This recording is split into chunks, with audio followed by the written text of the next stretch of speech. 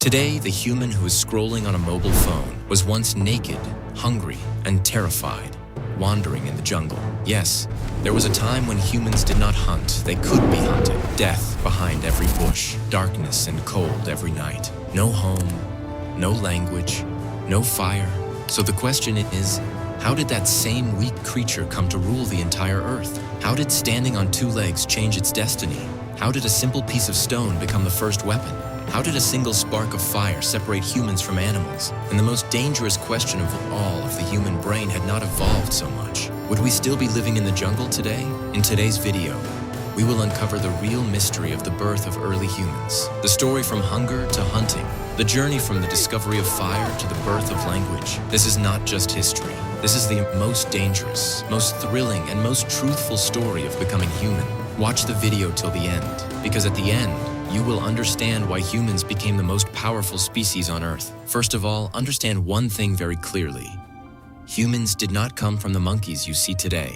Science says that humans and modern primates like chimpanzees share a very ancient common ancestor. From there, over time, different paths emerged, like a single river that later splits into separate streams. This change did not happen in a single day.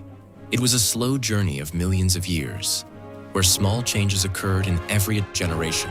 The changes that were beneficial according to nature, climate, and dangers of that time continued forward. This process is called development or evolution. Now the question arises, how did the birth of early humans happen? In reality, there was no single date or single morning when suddenly their first human was born. The beginning was in Africa, where our early human-like ancestors lived. The climate was changing. Forests decreased in many areas, and grasslands expanded. As trees became fewer, it became difficult to survive by living only on trees. Food was scattered far and wide, and dangers were everywhere. In such conditions, those creatures who began to walk more on the ground, who could see farther, and who could use their hands to pick up things, had a better chance of survival. Gradually, walking on two legs became stronger and more stable, and the greatest advantage of this change was that the hands were freed from the task of walking. Once the hands were free, the hands changed the world. Now they did not just hold things, they made, broke, shaped, and connected them. And from here began the early use of tools. The center of early human life was food. Because without food, there is no tomorrow. In the beginning, they ate whatever nature provided easily: fruits, leaves, seeds, roots, tubers, and seasonal resources. But even this food was not easy to obtain. Not every green leaf was edible. Not every fruit was safe. Many roots could be poisonous. So early humans first learned recognition: which plant fills the stomach, which one makes you sick, which one only gives taste, and which one gives strength. This knowledge was not learned in a school. It was experience. Those who made mistakes suffered. Those who learned survived. And gradually, this knowledge passed on to children because children copied what adults did. This human ability to learn by observing became a powerful weapon. But there was a limit to surviving only on fruits and roots. The body needed more energy, especially as walking increased, distances grew longer, and survival among constant dangers became necessary. And here, meat entered the story.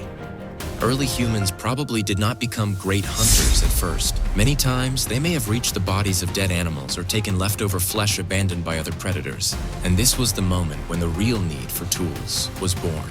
With sharp pieces of stone, they could cut skin, separate meat, and break bones to extract the marrow inside. Without tools, all of this would have been extremely difficult. As tools improved, the range of food expanded. And as the range of food expanded, the brain began receiving more energy. According to scientists, high-energy foods, such as meat and cooked items, likely helped in brain development because the brain consumes a tremendous amount of energy. From here, humans began to become sharper in thinking. Planning improved, memory strengthened, and the ability to learn continued to grow. Now try to feel the hunger of that era. The stomach is empty. The sun burns overhead. You do not know whether water is near or far, and danger may be hiding behind every bush. In such times, walking alone was like inviting death, so forming groups became necessary. But a group did not simply mean walking together. It meant sharing responsibility. Someone would search for food. Someone would take care of the children. someone would stay alert. And when needed, everyone would defend together. This group living later became the first step toward what we now call society. And now comes the most fascinating question. How did speaking begin? Language was not born by magic. Its beginning was very small. First came gestures, signals with hands, movements of the eyes, expressions of the face. Then came sounds. The sound of fear, the sound of warning, the sound of calling. The difference was that humans slowly began to assign meaning to these sounds. When a particular sound was always made in danger, and the group understood it every time, that sound became a message. Gradually, messages increased. Stop. Come. There. This. Danger. Food. Many such sounds slowly developed their own meanings. At the same time, physical changes were occurring in the body. The throat, the tongue, the lips, and control over breathing evolved. When control over breath and voice increases, humans can produce different sounds clearly, and as sounds increased, the brain began to connect them, not just to shout, but to say. That was the time when humans did not just observe, they began to explain.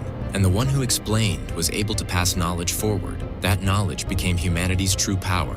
But the greatest turning point in the human story was fire. Before fire, the world was raw. Food was raw. Nights were more terrifying. Cold was more dangerous.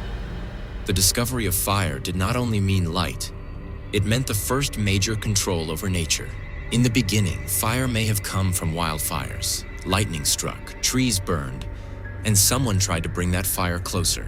Keeping fire alive for the first time must not have been easy. The wind would extinguish it, rain would end it. Saving a spark must have felt like protecting treasure. But slowly, humans learned to manage fire. And the moment fire began to live with them, life began to change. Fire first provided safety. Many wild animals stay away from flames. Then it gave warmth, saving lives in cold climates. But the greatest transformation happened in food. One day, meat lying near the fire must have cooked. Its smell changed. Its taste changed. It became easier to chew. For the first time, early humans may have realized that cooking does not only make food tastier, it makes it more useful. Cooked food digests faster. It gives energy more quickly. Many substances harmful in raw form become safer after cooking. Cooking also kills many disease-causing microbes. In other words, fire did not just improve food, it made it safer. It was a discovery that accelerated human evolution. And improving food did not stop there.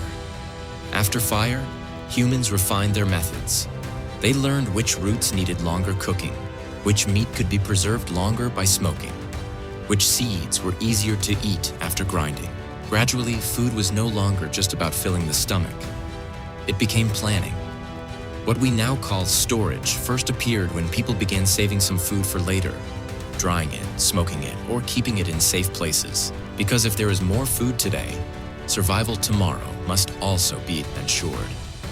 This thinking, preparing for the future, gradually became one of humanity's greatest identities. And fire created something else, gathering together. When a fire burns, people gather around it. Food is shared there. Wounds are treated. Children play.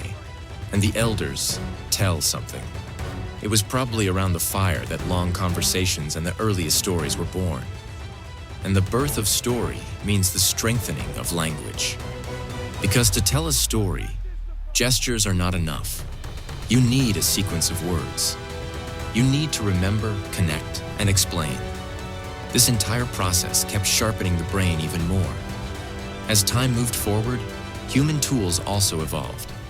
At first, there were only simple stone fragments, then sharper stones, then stones attached to wood to create spear-like weapons.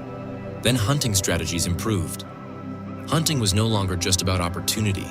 It became planned, cooperative, and strategic. This made food more regular, and regular food affected both population and lifespan. Childcare improved. The experience of elders became valuable, and within groups, a growing store of knowledge began to accumulate. Over time, this knowledge transformed into different cultures, different languages, and different ways of living in different regions. Then modern humans, Homo sapiens, gradually began spreading out of Africa. Some moved toward colder regions, some followed coastlines, some headed into mountains. Everywhere brought new challenges, new climates, new animals, new plants, new dangers. But humans possessed a power that no other species had, the ability to rapidly change behavior. They could learn, teach others, and adapt their tools and food practices. That is why humans survived in almost every kind of environment. Where necessary, they improved clothing and shelter. Where necessary, they developed new methods of obtaining food. And where necessary, they strengthened language and group rules. Now, when we look back at this entire journey, we understand that the birth of early humans was not the story of a single child. It was a long process. Hunger made them explorers. Fear made them alert. Groups made them strong. Tools made them capable. Fire pushed them toward civilization. And language made them truly human. Because language is the doorway through which knowledge flows across generations. Everything we are today, our understanding, our technology, our civilization, has its roots in that ancient era when a small group sat around a fire in the darkness of night, learning how to survive for tomorrow.